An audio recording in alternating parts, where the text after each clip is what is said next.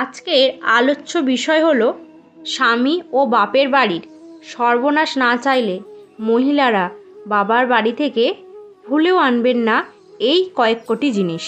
সুপ্রিয় দর্শক বন্ধুরা, হিন্দু সনাতন ধর্মে বিশেষ কিছু জিনিস রয়েছে যেগুলি কখনোই মহিলাদের তার বাবার বাড়ি থেকে শ্বশুর বাড়িতে নিয়ে আসা একদমই উচিত নয়।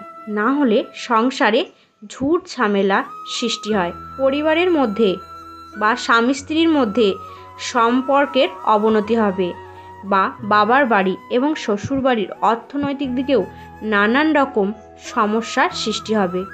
এরই পাশাপাশি আপনাদের দাম্পত্য জীবন অত্যন্ত খারাপ হয়ে যাবে, সঙ্গে স্বামীর আয়ু পর্যন্ত দিন প্রতিদিন কমতে শুরু করবে।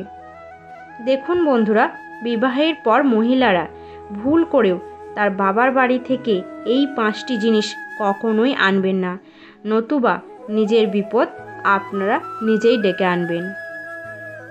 সুপ্রিয় দর্শক বন্ধুরা, আপনারা যদি ইতিমধ্যে এই জিনিসগুলির মধ্যে যে কোনো একটিও বাবার বাড়ি থেকে শ্বশুর বাড়িতে নিয়ে এসেছেন, সেই ক্ষেত্রে শাস্ত্রে যে প্রতিকারের কথা বলা হয়েছে সেটিও কিন্তু আজকের এই ভিডিওতে সবিস্তারভাবে আলোচনা করব।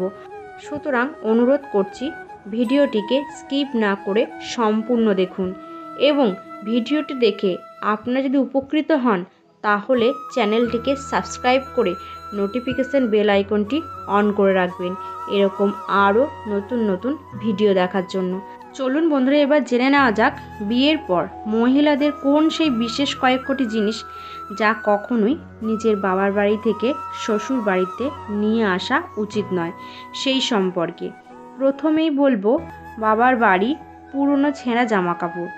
দেখুন বন্ধুরা, বিয়ের পর বিবাহিত মহিলারা এমন অনেকে আছেন যারা টান মায়ায় বশীভূত হয়ে পুরনো কাপড় বাবার বাড়ি থেকে শ্বশুর বাড়িতে নিয়ে চলে আসেন। কিন্তু বন্ধুরা, সনাতন হিন্দু শাস্ত্র অনুযায়ী এমনটি করা কিন্তু কখনোই উচিত নয়। দেখুন, আপনারা নতুন জামা কাপড় শ্বশুর বাড়িতে নিয়ে যেতেই পারেন, তাতে কোনো সমস্যা নেই, কিন্তু পুরনো ছেঁড়া ব্যবহৃত জামা কাপড় কখনোই বাপের বাড়ি থেকে শ্বশুর বাড়িতে নিয়ে যাবেন না। দ্বিতীয় জিনিসটি হলো ঠাকুরের ছবি বা মূর্তি। সুপ্রিয় দর্শক বন্ধুরা, আমরা বাঙালিরা প্রাণের ঠাকুর গোপাল বা শ্রীকৃষ্ণের পূজা কম বেশি সবাই করে থাকি। সেই ক্ষেত্রে আপনারা যদি বাবার বাড়িতে গোপাল ঠাকুরের পুজো করেন বা মা লক্ষ্মীর পুজো করেন এবং বিবাহ হয়ে যাওয়ার পর সেই গোপালের মূর্তি বা অন্যান্য দেবদেবীর ছবি যদি আপনারা আপনার বাবার ঘর থেকে নিয়ে আসেন, সেই ক্ষেত্রে আপনাদের জীবনে চরম দোষ লাগতে পারে। কারণ যখন কোনো মূর্তি প্রাণ প্রতিষ্ঠা হয় তখন সেই মুহূর্তে কিন্তু আর অন্য কোথাও খুব একটা সেই মূর্তিটি সরানো উচিত নয়। সেই ক্ষেত্রে আপনারা এই বিষয়টি একটু মাথায় রাখবেন।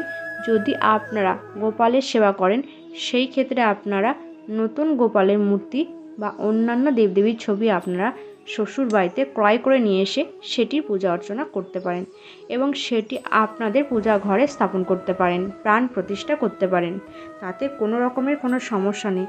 কিন্তু যে ছবি বা মূর্তি একবার প্রাণ প্রতিষ্ঠা হয়ে গেছে সেটিকে কখনোই এক জায়গা থেকে অন্য জায়গায় স্থানান্তরিত করা উচিত নয়। তৃতীয় জিনিসটি হলো শিলনোড়া। এই মশলা বাটা শিলনোড়া কখনোই কোনো অবস্থাতেই মেয়ের বাড়ি থেকে শ্বশুর বাড়িতে নিয়ে আসা উচিত নয়।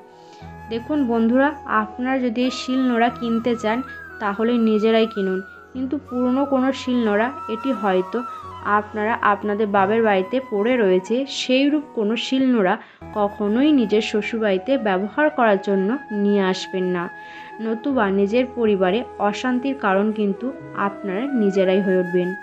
সুতরাং ভুল করেও এই দ্রব্যটি বাবার বাড়ি থেকে শ্বশুর বাড়িতে কখনোই নিয়ে আসবেন না। চতুর্থ বিষয়টি হলো কুলো। এই কুলো কখনোই বিবাহিত মহিলার নিয়ে আসা উচিত নয় তার বাবার বাড়ি থেকে শ্বশুর বাড়িতে কখনোই নিয়ে আসবেন না। কারণ শাস্ত্র মতে আপনার শ্বশুর বাড়িতে কোনো রকম সমস্যা না হলেও আপনার বাবার বাড়িতে অর্থের হানি হতে পারে। সুতরাং বিবাহিত মহিলারা ভুল করেও বাবার বাড়ি থেকে শ্বশুর বাড়িতে এই কুলো নিয়ে আসবেন না। পঞ্চম বিষয়টি হলো চাকু, কাঁচি বা ধারালো কোনো বস্তু। দেখুন বন্ধুরা, আপনারা ভুল করেও বাবার বাড়ি থেকে এই ধারালো জিনিসপত্র কখনোই নিয়ে আসবেন না। সেই ক্ষেত্রে এমনটি করা উচিত নয়। দেখুন বন্ধুরা, এমনটা যদি করা হয় তাহলে কোনো না কোনো সময়ে কোনো না কোনো পরিস্থিতিতে দুই পরিবারের মধ্যে চরম দ্বন্দ্বের সৃষ্টি হবেই হবে এবং সম্পর্কের মতবিরোধ তথা দুই পরিবারের মধ্যে অশান্তি ঝামেলার সৃষ্টি হয়। সুতরাং এইরূপ জিনিসগুলি কখনোই বাবার বাড়ি থেকে শ্বশুর বাড়িতে নিয়ে আসবেন না। যদি কখনো নিয়ে আসেন সেই ক্ষেত্রে আপনারা সেই জিনিসের দাম শোধ করে দেবেন। তাহলে শাস্ত্র মতে অনেকটাই কিন্তু এরূপ দোষ বা ত্রুটির হাত থেকে রেহাই পাবেন। এবং শেষ আরেকটি জিনিস যেটা আপনারা আপনাদের বাবার ঘর থেকে নিয়ে আসবেন না, সেটি হলো ঝাড়ু বা ঝাঁটা। সুপ্রিয় দর্শক বন্ধুরা, হিন্দু শাস্ত্র মতে ঝাড়ুকে মা লক্ষ্মীর প্রতীক বা স্বরূপ বলে মনে করা হয়। সুতরাং আপনারা যদি বিয়ের পর, বিশেষ করে মহিলারা বিয়ের পর যদি নিজের বাপের বাড়ি থেকে নতুন বা পুরনো ঝাড়ু বা ঝাঁটাকে শ্বশুরবাড়িতে নিয়ে আসেন, সেই ক্ষেত্রে নিজের বাপের বাড়ি অর্থনৈতিক দিকটিকে সেই মহিলা নিজে হাতে ধ্বংস করে ফেলে।